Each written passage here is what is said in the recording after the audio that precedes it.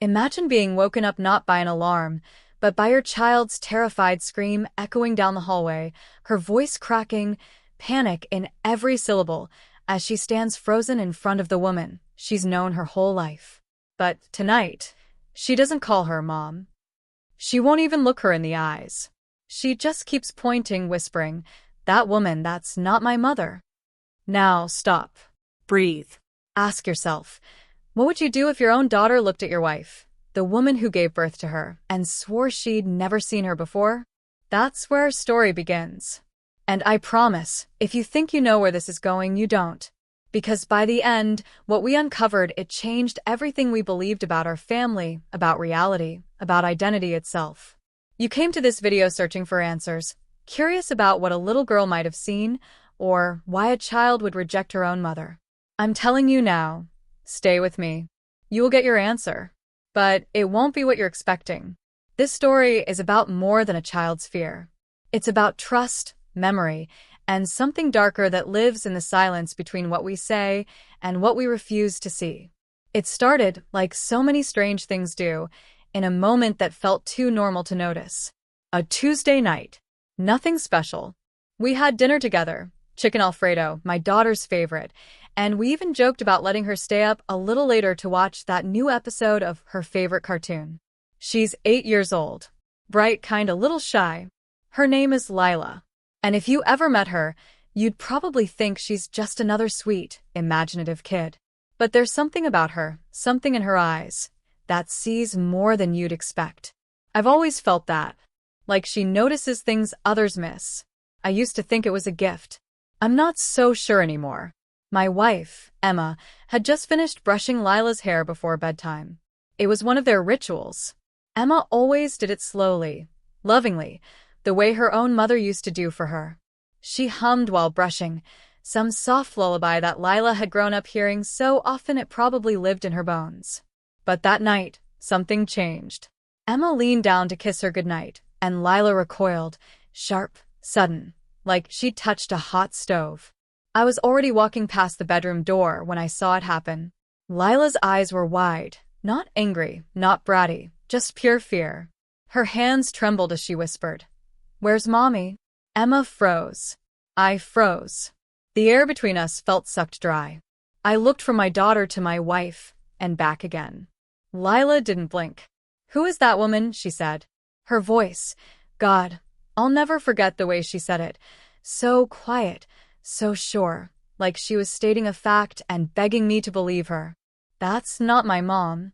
You can't describe what that kind of moment does to you. It feels like your whole world stutters. Like time skips a beat. I tried to laugh it off at first, thinking maybe Lila was playing some weird game, maybe she was sleepwalking, maybe this was a prank from school. But her face said otherwise. Her tiny fists were clenched. She wouldn't even let Emma near her. I kept asking what was wrong, what she meant, but all she said, over and over again, was that something was wrong with her face. That it wasn't her mom's face. And then she said something that chilled me to my core. Her smile's not real. That night, Lila refused to sleep in her room. She demanded to sleep in mine with me, specifically.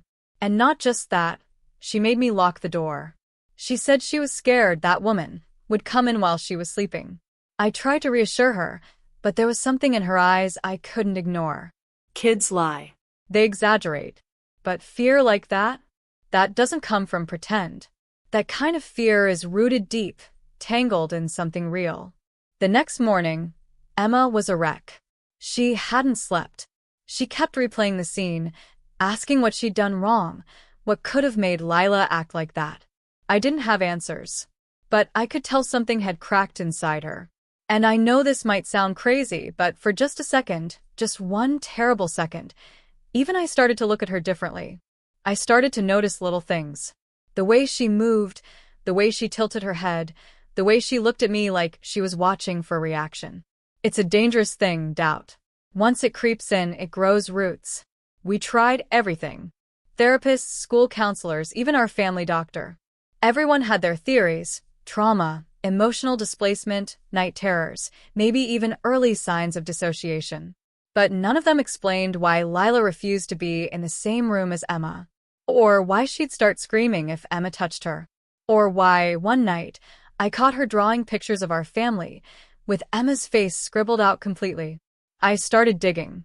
Old family photos, home videos, anything I could find that might trigger some connection for her. I thought maybe reminding her of their bond would help. But when I showed her a video of Emma holding her as a baby, she started crying uncontrollably and said, "That's not me. That's not mommy. That's someone else." And here's the thing that really made my stomach turn. When I looked closely at that video, I saw what she meant. Emma looked off. Not just older, not just tired. There was something in her eyes that didn't feel like her. I know how insane that sounds. But the more I stared, the more I felt it too. Things escalated quickly. Lila stopped going to school. She became reclusive. Any time Emma tried to talk to her, she'd cover her ears and cry. Emma, once the most loving mother I knew, began breaking down. She begged me to fix this, but I didn't even know what this was. And the worst part? I started noticing gaps in Emma's memory. Simple things. She'd forget where she put her keys. She'd forget stories she'd told a dozen times. Once, she even forgot Lila's middle name. That's when something terrifying clicked in my mind. What if Lila wasn't confused? What if she was right? Now you're probably wondering the same thing I was. Is this a case of a child's psychological trauma, or something else entirely? That's the question that kept me awake at night. And I'll be honest with you, I didn't want to believe the answer. Because once I started digging deeper, once I started comparing photographs, checking timestamps, watching old footage frame by frame, the pieces didn't add up. Something had changed in Emma. Not just emotionally, not just physically, but fundamentally. And I wasn't the only one who noticed. A neighbor once made a strange comment while Emma was out in the yard. She said, "Your cousin visiting again?" I asked her what she meant, and she said she thought she saw a different woman in the house last week. A woman who looked like Emma, but a little wrong, she said. Like a twin, but not quite. My blood ran cold. We don't have cousins visiting. Not lately. And Emma never leaves the house without telling me. Or at least I thought she didn't. And then came the breaking point. The night I woke up and found Emma standing over Lila's bed, just standing, not moving, her face completely blank, eyes wide open, like she was in a trance. I didn't want to believe it. I called her name. No response. I had to physically shake her awake. When she came to, she didn't remember why she was there. She didn't even remember going to bed. That night, I made Lila sleep with me again. And this time, I locked the door from the inside. Emma cried outside the door for over an hour. So, now we come to the question you really came here for. The question buried beneath all the fear and confusion. Who is that woman? Is she really Emma? Is this all in Lila's mind? Or mine? Could there be a medical explanation, some bizarre case of misrecognition like Capgras delusion where you believe someone you love has been replaced by an imposter? Or could the truth be something more chilling, something no doctor could explain? The photo I found wasn't just a relic from the past. It was a keyhole into a life I never knew my wife had lived. The woman standing next to Emma, or the woman I'd believed was Emma for years, had the same face, the same faint scar above her eyebrow, the same crooked smile when she glanced at the camera. Yet the name on the back wasn't hers. It was something foreign, unfamiliar, something that instantly made my stomach twist with unease. I spent the next few days obsessively searching through old boxes, dusty albums, and even old emails, trying to piece together how this could be. Was it possible that my wife had been living under an alias? Or worse, was the woman I loved not my wife at all? These questions haunted every waking moment, but I pushed them aside for Lila, because she needed me to stay grounded. But the more I tried to find answers, the more the web seemed to tangle. Emma's recent behavior was puzzling too. She had started taking long walks at night, something she never did before, and when I asked where she went, she'd either dodge the question or give vague answers about needing fresh air or clearing her head. I noticed her phone was always locked, even though she usually wasn't secretive with me. Messages would flash briefly on the screen, but she'd immediately pull it away or silence it whenever I tried to look. It felt like a distance growing between us, a barrier I couldn't break, through no matter how much I begged her to talk. And that was a new kind of fear I wasn't prepared for. The fear that the woman beside me might be hiding something much bigger than a family misunderstanding. Meanwhile, Lila's own world was shrinking. She stopped playing with her friends, refused to attend school functions, and became obsessed with drawing pictures that looked like distorted family portraits, faces scratched out, shadows lurking around the edges. When I asked her about these drawings, she'd just say, "They show the truth." I didn't want to press her too hard because I knew she was scared, but inside, I was terrified she was trying to tell me something I wasn't ready to hear. The tension in our house grew thicker every day. Emma and I stopped eating together, stopped sharing those small moments that once kept us connected. Every interaction felt like walking on eggshells, as if one wrong word could shatter whatever fragile balance we were holding on to. Then there was the stranger who began appearing around our neighborhood, a man I couldn't place, but who showed up more than once near our house. At first, I thought I was imagining it, maybe just the kind of paranoia any parent feels when their kid is upset. But neighbors started whispering about a creepy guy hanging around, someone who seemed too interested in our family, someone who didn't live nearby. I mentioned it to Emma, but she brushed it off, saying it was probably just a delivery guy or a lost traveler. Yet her dismissals didn't sit right with me. If she was the Emma I thought I knew, she would have been just as unsettled as I was. Something about her calmness seemed rehearsed, unnatural. I tried reaching out to her closest friends, hoping to find some clues, some history I might have missed. But calls went unanswered, and when I finally got hold of one, the conversation was brief and awkward, as if they were hesitant to talk about Emma. One friend dropped a cryptic warning. "Not everything is as it seems. Sometimes people change in ways you can't imagine." The words felt like a puzzle piece that didn't fit anywhere yet, but it added to the growing unease that something was seriously wrong.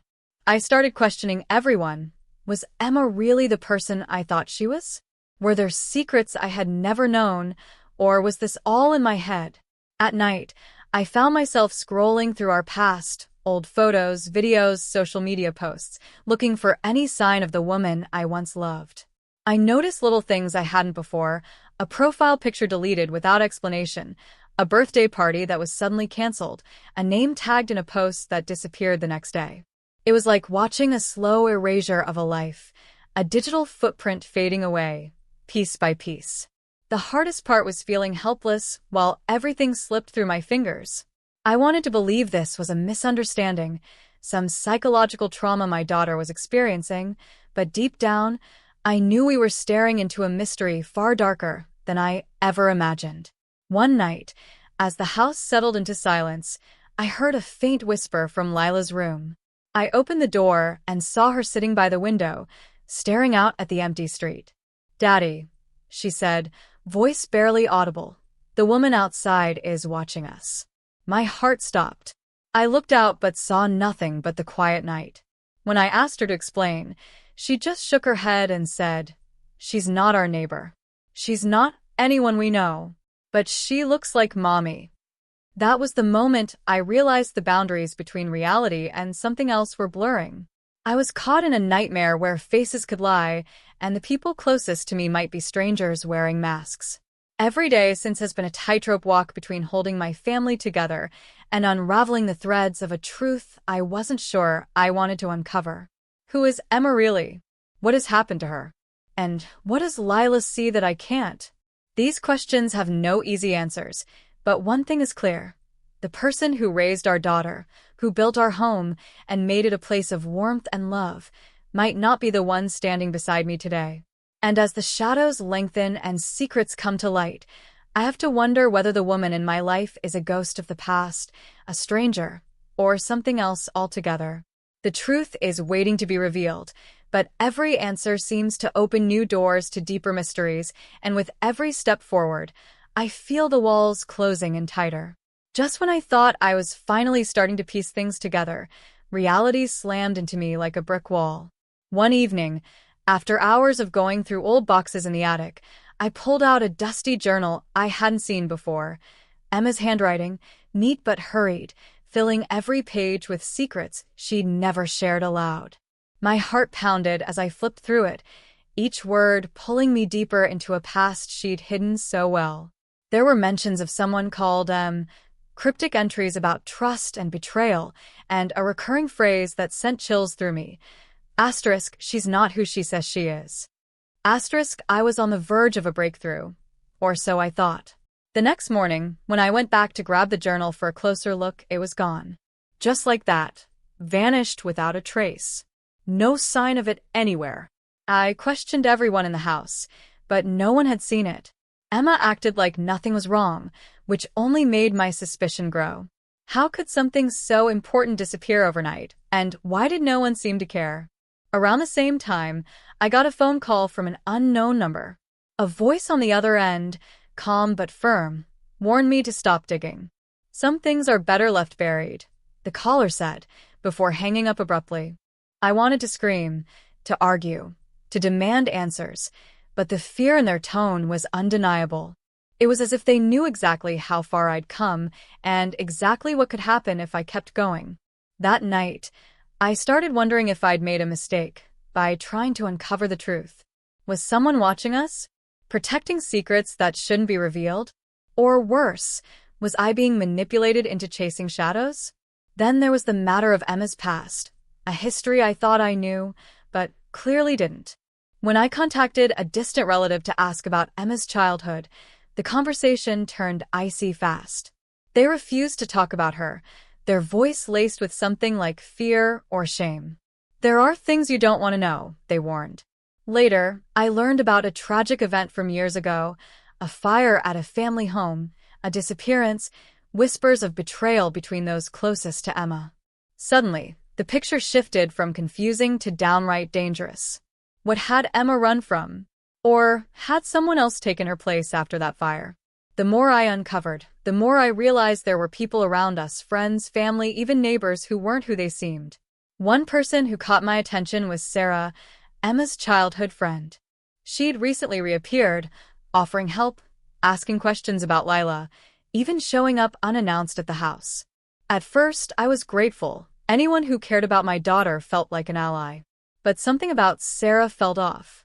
She was too eager to pry, too quick to dismiss Lila's fears. When I asked her about the past, she dodged every question, changing the subject or giving vague answers. One afternoon, I overheard her on the phone, her voice low and urgent. He's asking too many questions. What do we do? Who was he? And why was Sarah so worried? That moment was a gut punch. I realized I couldn't trust even those closest to Emma, or maybe Sarah wasn't close to Emma at all, but to the secrets they were trying to protect.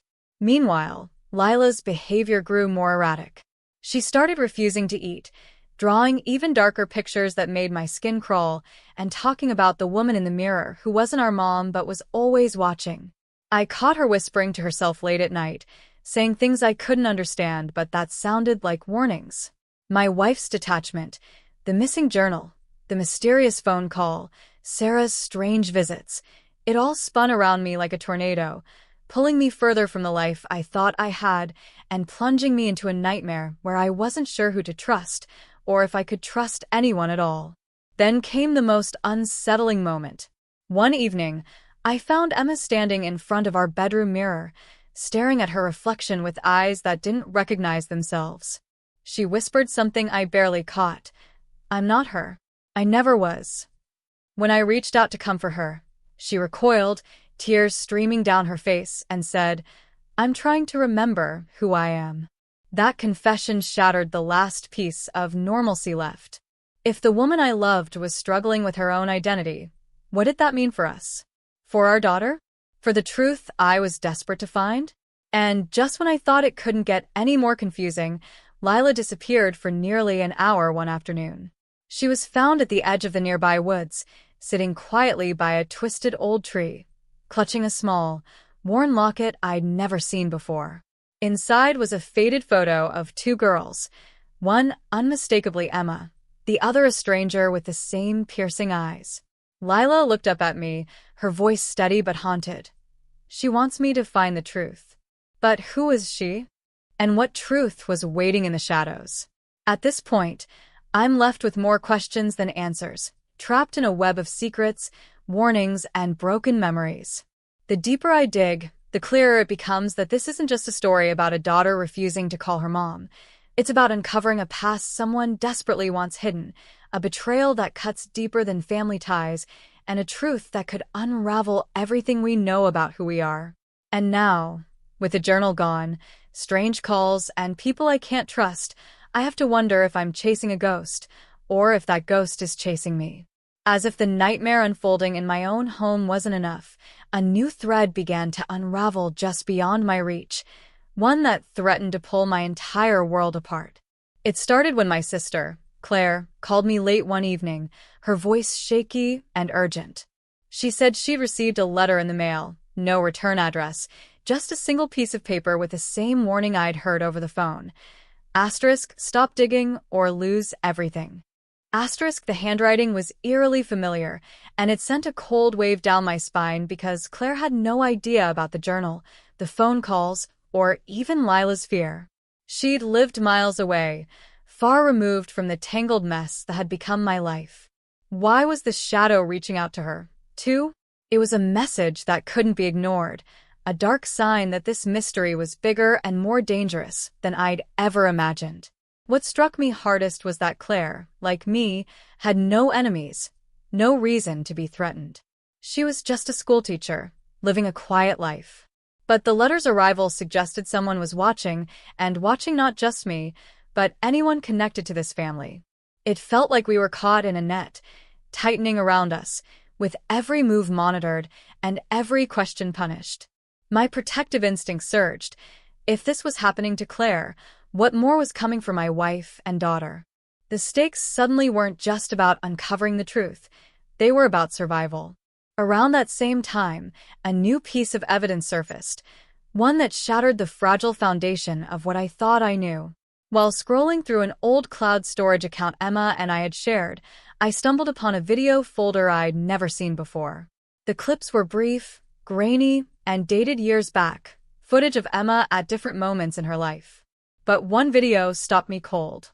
It showed Emma arguing fiercely with a man whose face was never fully revealed, their voices raised in anger and desperation. At one point, the man grabbed something from the table, a small, ornate box, and slammed it shut before storming out. The last words Emma shouted echoed in the silent room. "You can't erase me that easily." That phrase replayed in my mind relentlessly. Who was this man? What was in the box? And why was Emma so afraid?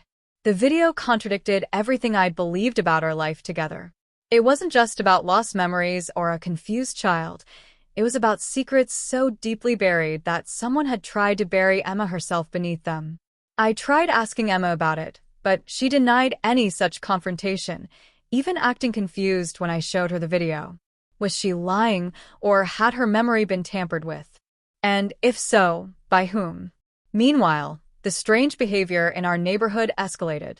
Neighbors reported seeing unfamiliar cars parked nearby, strangers walking slowly past our house late at night, watching, waiting. One evening, I caught a glimpse of a figure standing across the street, silhouetted by the dim streetlights. They disappeared before I could get a better look, but their presence felt like a warning, a reminder that we weren't alone in this, and that someone or something was orchestrating events from the shadows. I started questioning everyone. Friends who had suddenly gone quiet, neighbors who acted friendly but looked away when I spoke, even my own family. Could anyone be trusted? Were allies really enemies in disguise? Lila, caught in the middle of the storm, seemed to understand more than she let on. Her silence spoke volumes. Her eyes watched the house, the streets, even the faces around her with a cautious intelligence beyond her years. One night, she whispered a name I'd never heard before, Marla, the woman in the mirror she'd been afraid of. When I asked who Marla was, Lila shook her head, afraid. "She's the other one," she said. "The one who doesn't want me to find Mommy." The line between reality and nightmare blurred even further, and I realized that my daughter wasn't just scared. She was trapped in a dangerous game where trust was a weapon and truth a liability. As the days passed, I found myself sinking deeper into a maze of secrets, lies, and half-truths, desperate to connect the dots before it was too late. Every new discovery felt like a trap, every ally a potential enemy. The weight of the unknown pressed down on me, threatening to crush not just my family, but the very fabric of what I thought was real. I was no longer just a husband or a father. I was a man fighting against shadows that might consume us all. And the question that haunted me most was this: when the masks come off, who'll be left standing? Every day since the letter to my sister arrived, the walls of my world seemed to close in tighter, shadows stretching longer across every corner of my life. I started noticing it, the subtle things at first, the sound of footsteps when no one was home, the flicker of headlights outside the window in the dead of night, the uneasy feeling that someone was watching me from just beyond my sight. But it wasn't until the night Emma vanished that I knew for certain that this was no longer just a mystery. It was a nightmare that had turned deadly real. I came home from work late, exhausted and desperate for normalcy, only to find the house empty and silent. No sign of Emma anywhere. Her keys were on the kitchen counter, untouched. Lila was sitting in the darkened living room, clutching that old locket, her face pale but eyes sharp, like she'd been waiting for something and dreading it. When I asked where Emma was, her voice trembled as she said, "She's gone, Daddy. The woman in the mirror took her." My blood ran cold. I dropped to my knees, trying to make sense of the words, but the chill that ran down my spine told me this wasn't just a child's fantasy or fear. It was a warning. Panic gripped me like a vice. I called Emma's phone over and over, but it went straight to voicemail. I checked with neighbors, friends, even the police, but no one had seen her since that morning. It felt like she'd evaporated into thin air, as if someone had erased her from our lives. The only clue left behind was that same chilling letter, now slipped under the front door with a single new line written in shaky ink. Asterisk, stop or lose everything. Asterisk, the weight of those words crushed me. It wasn't just a threat anymore. It was a promise. My mind raced with questions and fear. Was Emma's disappearance connected to that man in the video? To the strangers lurking outside? To Sarah's strange phone calls? And most haunting of all, was this connected to the woman my daughter refused to call Mom? Every instinct screamed at me to run, to hide, but I knew running wasn't an option. Not when Lila needed me. Not when answers were still out there, just out of reach. I could feel my own grip on reality slipping, my thoughts tangled in paranoia and dread. Was I being followed? I started noticing the same cars I'd seen before at night. Black sedans with tinted windows, parked across the street, engines idling like predators waiting for their moment. Every time I looked, they were gone. But their presence was a ghost, haunting every step. Sleep became impossible. Each creak of the house, every whisper of wind outside my window, felt like a warning. My heart hammered constantly, and I caught myself jumping at shadows. The man I was, confident, rational, a protector of my family, was being swallowed by fear. And the worst part was not knowing who to trust. Friends stopped returning my calls. Claire was scared to get involved after the letter. Sarah's visits grew less frequent and more cryptic, her eyes darting nervously whenever she spoke.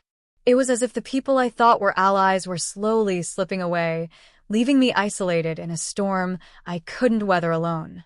In the depths of this chaos, Lila was both my anchor and my most painful reminder of everything at stake. She clung to me, whispering about Marla and the woman in the mirror, names that felt like riddles I couldn't solve. She was growing quieter, her small hands trembling when I held them. I knew the trauma was eating at her innocence, and I hated myself for not being able to protect her. Every time she looked at me with those wide eyes full of unspoken fear, I felt the unbearable weight of failing as a father.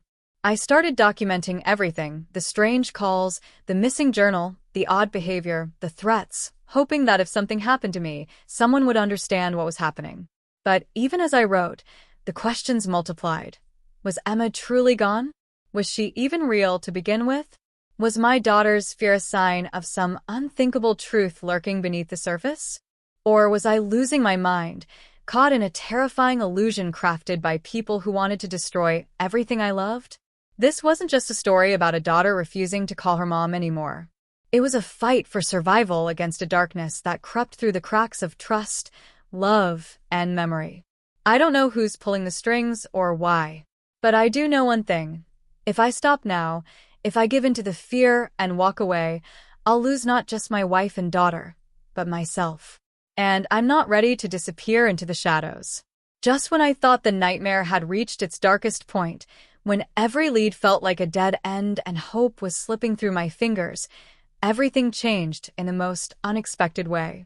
It happened late one night, when exhaustion had finally pushed me to the brink of giving up. The phone rang, an unknown number, the kind you learn to dread. But this time, when I answered, the voice on the other end wasn't cold or threatening. It was Emma's, but not the Emma I knew. There was an unfamiliar tremor in her tone, something desperate yet oddly calm, as if she'd been rehearsing these words for months. "You don't know the whole story," she said quietly, "and some truths aren't what they seem." Then, before I could say a word, the line went dead. I sat there, heart pounding, trying to process what I'd just heard. The next day, I found a package on my doorstep. Inside was a small, unmarked USB drive and a note, scrawled in Emma's handwriting. Asterisk, watch this. It will change everything. Asterisk, I didn't hesitate. I plugged it into my laptop, expecting more of the same cryptic footage, but what I saw shattered my understanding of reality. The files were a series of videos recorded years ago, clips of Emma, Lila, and me living our seemingly perfect life, intertwined with scenes I had no memory of, conversations between Emma and an unknown woman, speaking in hushed tones about the experiment, about identity shifts, about memory rewrites. There were flashes of medical equipment, strange symbols, and a date stamped 5 years before I met Emma. The words echoed in my mind like a nightmare come to life. Asterisk, she's not just lost. She's been replaced. Asterisk. I stared at the screen, disbelief mixing with horror. Could it be that the woman I called my wife wasn't the real Emma at all? Was my daughter's refusal to call her mom simply a child's intuition recognizing a stranger? But then the videos showed something even more disturbing. My own face, in those secret recordings, looking confused, being questioned by people in white coats, as if I was part of this twisted experiment too. The lines between reality and manipulation blurred beyond recognition. Had I been living in a carefully constructed illusion? Was my entire family part of something far darker, something I couldn't escape? Before I could gather my thoughts, the doorbell rang. I wasn't prepared for what I saw when I opened it. Standing there was Sarah, Emma's so-called friend, but now her eyes were cold and unreadable. She smiled, but it was a smile that didn't reach her eyes. "You've seen too much," she said, voice low and dangerous. "This isn't about your family. It's bigger than you know. And now you have a choice. Walk away and forget everything, or dig deeper and lose everything." Her words hit me like a blow. Was Sarah the ally I thought she was, or the puppet master pulling the strings from behind the scenes? The ground shifted beneath me. Every relationship, every memory, every truth I'd held onto now felt like a lie. I was trapped in a game far beyond my control, and the only thing I could be sure of was that nothing was as it seemed. The people I loved might not be who I thought they were, and the enemy could be closer than I ever imagined. And as the sun set behind the horizon, casting long shadows across a life that felt stranger than fiction, I realized that the real mystery was just beginning. The night I finally confronted the truth was a storm of emotions I'll never forget. The kind of night where every shadow seemed alive, every breath felt heavy with the weight of everything I'd lost and everything I was about to uncover. I had followed the clues, the whispers, the fragmented pieces of a puzzle that made no sense until that moment. The address led me to an abandoned facility on the edge of town, a place forgotten by time, but not by those who wanted to keep secrets buried deep.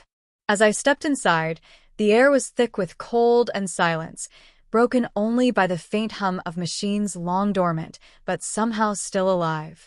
This was where it all began, or ended, depending on how you looked at it. The walls held echoes of experiments, faces of people who had been twisted by science and lies. And there, waiting in the dim glow of flickering monitors, was the woman who had haunted my nights, Emma, or the version of her I thought I knew. Her eyes met mine, not with the warmth I remembered, but with a hollow intensity that sent a chill down my spine. "You came," she said softly, voice layered with regret and something darker, something I couldn't name. "You don't understand what's been done to us," to her. She motioned to a room beyond, and as I followed, the truth shattered everything I believed. Inside, I found Lila, safe but changed. She looked at me with a clarity that was both heartbreaking and terrifying. "Daddy," she whispered, "I've seen the truth. They tried to erase her, but I remember." And there it was, the final piece, the truth I'd been chasing through every sleepless night and every shadowed corner. Emma wasn't just missing or replaced. She was a victim of something unimaginable, a clandestine program aimed at rewriting memories, swapping identities, manipulating the very essence of who we are. The facility was a testing ground, a nightmare disguised as science. The experiment wasn't just on Emma, but on all of us, on our family, on our reality. Then, the real villain emerged, not a faceless stranger, but someone I never expected, Sarah. Her cold smile was the last thing I saw before she revealed her true role, not a friend, but an agent of this dark operation, tasked with keeping the secret safe at any cost. "You don't get to save them," she said, stepping forward, the steel in her eyes unyielding. "This is bigger than love or family. This is control." The room tensed like a spring about to snap. I knew this wasn't just a fight for Emma and Lila. It was a battle for our very souls. What followed was a desperate, chaotic struggle, not just physical but psychological, as Sarah tried to break me with words and threats, to convince me that resistance was futile. But every time she pressed, I fought back harder, fueled by the faces of the two people I loved most in the world. In the shadows of that cold, clinical place, I found a strength I didn't know I had. I refused to let this nightmare define us. And just when I thought I had the upper hand, just when I believed I could finally pull Emma and Lila away from the darkness, the unthinkable happened. Emma looked at me, tears shining in eyes that flickered between recognition and something alien. "There's one thing you don't know," she whispered, voice trembling. "I'm not the only one, and this isn't the end." Before I could ask, alarms blared, and the facility erupted into chaos. Sarah vanished into the smoke, and the last thing I saw was a screen flashing a name I never expected. Mine. The lines between victim and villain, truth and deception, past and future blurred into one terrifying moment. I realized that the fight wasn't just to save my family, but to save myself from becoming the next lost identity in this twisted experiment. And as the walls crumbled around us, I knew the story was far from over, because the deepest shadows were still waiting to be uncovered. The days after that night in the abandoned facility were a strange blur, part relief, part confusion, and all-consuming exhaustion. Somehow, we had escaped the shadows that had chased us for so long, but the scars remained, both visible and hidden deep within our hearts. Emma was back, or at least the woman I'd loved before this nightmare began, though she was different now, fragile and haunted by memories that weren't entirely her own. Lila clung to me tighter than ever, her small hands a constant reminder of why I'd fought so hard to bring us out of the darkness. We moved away from that town, to a place where the past couldn't find us so easily, trying to rebuild the fragile threads of family torn apart by secrets and lies. Yet, even as we tried to heal, the questions lingered, like echoes that refused to fade. I learned that the experiment, the twisted manipulation of identities and memories, was part of a larger, shadowy network operating beyond anything I could have imagined. People like Sarah weren't just enforcers. They were pawns in a game of power, control, and fear that stretched far beyond my family. The video files, the lost journals, the cryptic messages, they were fragments of a puzzle designed to keep us trapped, but somehow, love and determination had broken the cycle. Emma's voice, wavering yet steady when she whispered the truth, became our anchor in a world that had tried to erase us. The truth was painful and complicated, The woman I loved had been taken from me and replaced by a copy, but that copy had fought to reclaim her identity, her soul. And Lila, with her innocence and bravery, had been the key to unlocking the nightmare, reminding us that even in the darkest moments, hope survives. But peace was elusive. The shadows never truly left. They lingered at the edges of our lives like a warning. The last message on that screen, the one flashing my name, haunted my dreams. What did it mean? Was I next? Was there something inside me that even I didn't understand? It was a question without an answer, a mystery that refused to be solved. Sometimes, late at night, when the house was silent and the world outside felt calm, I'd catch myself watching Lila sleep, wondering what her future held in a world where memories could be stolen and realities rewritten. Could we ever be safe from the reach of those who sought to control us? I don't have all the answers, and maybe I never will. What I do know is that family isn't just about blood or memories. It's about the fight to hold on to each other when everything tries to tear you apart. Emma, Lila, and I survived because we chose to face the darkness together, to trust in love even when trust seemed impossible. And maybe that's the most important truth of all. But as the days pass, I can't help but wonder how many others are out there, trapped in shadows, fighting to reclaim their identities? And how long before the past comes knocking at our door again? This story doesn't end here, and perhaps it never truly will. It lingers like a question in the air, a riddle that refuses to be forgotten. And as you watch, remember, sometimes the greatest mysteries aren't about who someone is, but who they choose to become when everything else is stripped away. Because in the end, the fight for identity, love, and truth is the fight that defines us all.